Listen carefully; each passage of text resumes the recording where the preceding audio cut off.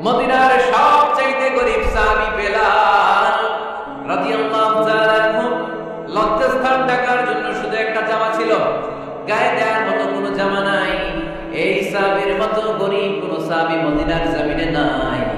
এই বেলাল রাদিয়াল্লাহু তাআলা আনহুকে বিশ্বনবী ডেকে বললেন, ইয়া বেলাল আনফিক ইয়া বেলাল লা তাখশা মিন যিল আরশি ইকলালা।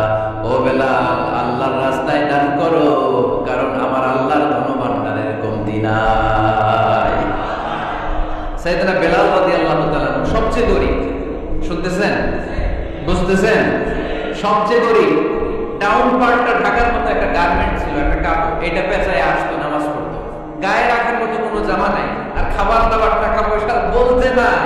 ওই সাহাবীর ইসলাম বললেন, আনফিক বেলাল, বেলাল তুমিও দান করো, তুমিও দাও, দানের হাতকে প্রশস্ত করে দাও।